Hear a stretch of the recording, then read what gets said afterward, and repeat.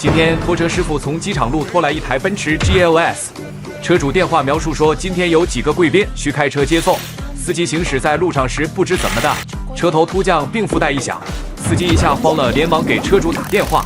车主了解情况后，知道是减震趴窝了，司机主动揽下责任，说直接换新减震。